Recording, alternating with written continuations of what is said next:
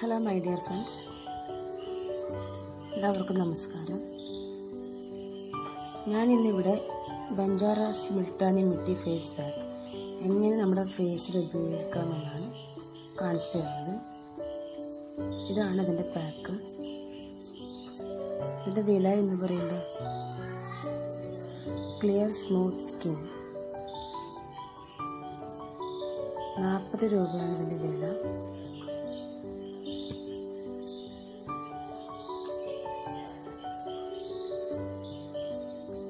ഇതിൻ്റെ ഉള്ളിൽ ഇങ്ങനെ പാക്കറ്റായിട്ടാണ് ഉണ്ടാകുന്നത്.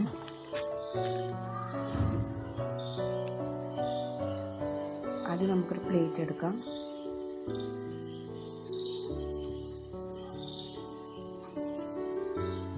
അതിലേക്ക് ബഞ്ചാറാസിൻ്റെ കവർ ഞാൻ പൊടിച്ചിട്ടുണ്ട്.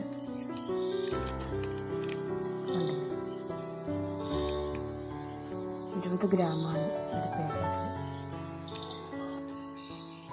പിന്നെ ഇതിൻ്റെ കൂടെ ഇത് നാച്ചുറൽ അലോവേരയാണ്. ഇത് നമ്മുടെ വീട്ടിൽ നിന്ന് തന്നെ ഉണ്ടാക്കിയെടുത്തതാണ്. ഈ ഒരു സ്പൂണിൽ പൗഡർ ഇടുക, മുൾട്ടാനി മിട്ടി.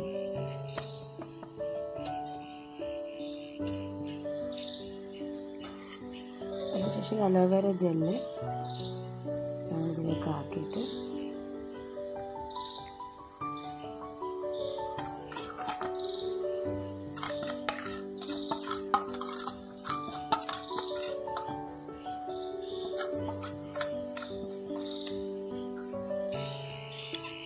ഇത് നന്നായിട്ട് മിക്സ് ചെയ്യുക.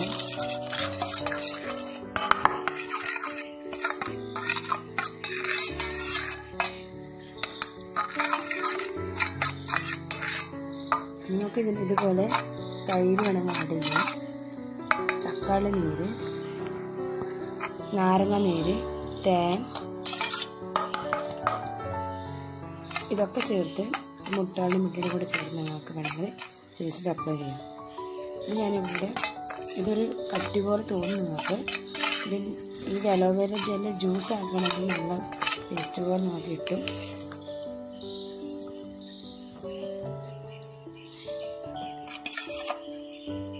ഇതിൽ കുറച്ച് എടുത്തിട്ട്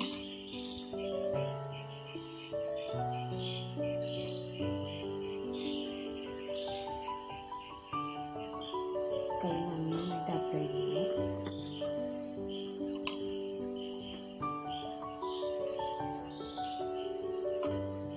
നല്ലൊരു റിസൾട്ട് നിങ്ങൾക്ക് കിട്ടുന്നതാണ്.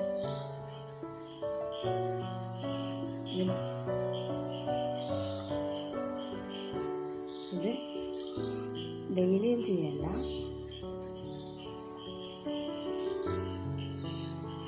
നന്നായിട്ട് അപ്ലൈ ചെയ്ത് കുറച്ച് ഡ്രൈ ആണെങ്കിൽ നമുക്ക് കുറച്ച് വെള്ളം ചേർത്ത് കൊടുക്കാം.